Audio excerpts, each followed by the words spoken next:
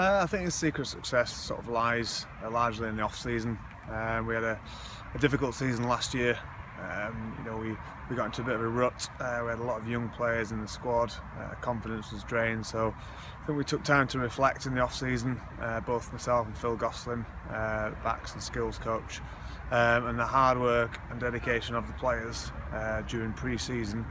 With a few sort of changes to the game plan and the strategy, I've built a success around that, really. When there is a disappointment of a relegation and that hits everyone hard connected with the club, how did you go about rebuilding that, building morale, confidence, ensuring you had a squad good enough to bounce straight back? Yeah, I think we stripped it down to basics, looked at the culture of the club, looked at the reasons why we're playing the game in the first place. Obviously, everyone here has jobs and things like that, so we tried to bring the enjoyment factor down to it. So we worked hard on the social side of things, and made training sessions enjoyable, made it a good place for players to come and play their rugby. I think we've developed a real rugby environment for players to come and thrive. So we're building it in that sense, really. So really, letting the lads enjoy the rugby. You're a man that's obviously been connected with this club for an awful long time. What is it that's special to you about Huddersfield, and what made you want to go through the age ranges and actually end up coaching the club? Yeah, actually started off at Huddersfield YMCA, the rivals, and I came down as a 15-year-old to Waterloo at the old ground, and I've just seen the development of the club over a number of years. I went away, played elsewhere, and then came back to the club. I'm just seeing it develop, and it's just surrounded by good rugby people. Developed a lot of friendship over the time here, and extremely passionate about what we're doing. Why did you want to get into coaching? It's a strange one, really. I mean, I'm a teacher by profession, so I've got a passion for developing players and young people. But I was approached way back in 2013, I think it was, having been relegated from National 2 to National 3 when we were under Dan Hyde, and I was asked to become player coach at the time, which I didn't really expect at the time, so I was taken aback, really, but took a little time to think about it, and then was thrown in at the deep end. And I was just talking the other day about some of the decisions that I've made during my time as coach, and you sort of wincing at them and thinking, you're learning all the time about it, but coaching has really developed as a passion of mine. 3 or 4 years, so in by default, I guess, but loving it at the minute. Do you have a coaching philosophy, either way you manage your team and how you want your teams to actually play? What kind of rugby do we see when Huddersfield take the field?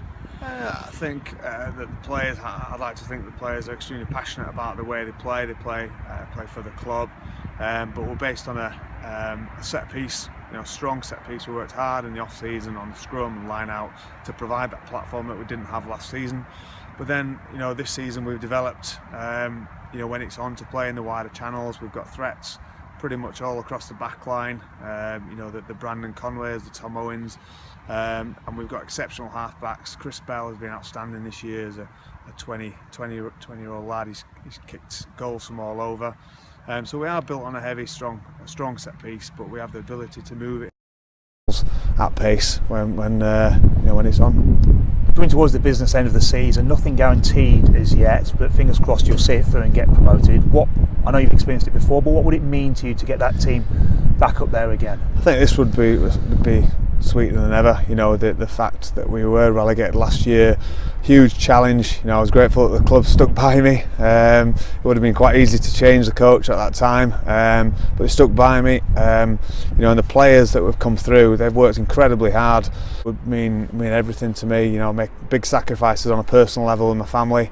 They're really supportive of what I do, so it means everything to the club, to my family and to the boys. How hard is that? 'Cause you obviously have your full-time job and you've got a family to look after. A rugby club is like looking after a family, I'm sure, as well. So how tough has that been, and how do you balance it all? Yeah, a very supporting missus, I think, is probably the get that one in. Yeah, she. I've got 2 young children, and they come down on a match day. But my family has bought into the club as well. Like I said earlier, my son Harry is involved in the under-8s. So we come down as a family. They're here after the game, and we all buy in. So it does make a difference when you've got the support at home. But just manage it. We've been a teacher as well. sometimes I've got to clock off a little bit early to get down here. Tonight I left the house at 6:30 this morning, and I won't be until probably 10 o'clock at night. So that's standard Tuesday and Thursday. Is the next level where you need to be? Are you wanting to go higher? I think it is. I think it's about sustainability as a club. Having been at clubs as a player where we've suffered under the semi-professional, the clubs have struggled at Manchester where I was and at Halifax as a player, so it's really important that we are sustainable, but the town needs a National 2 side. We need to be mid to top half in National 2 year on year, and I think that's the challenge. Anything above that, then it becomes extremely difficult with the budgets that some of the national clubs are operating on, but certainly consistent National 2 side.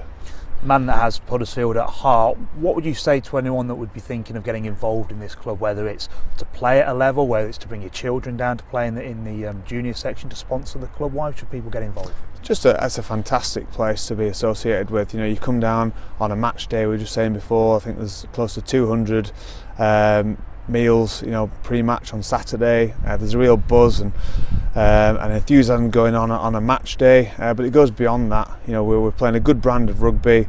The first team players are going and coaching the age grade, so it really is a one club, for the boys. For any potential sponsors, it is very competitive to get into National 2 and to certainly remain there.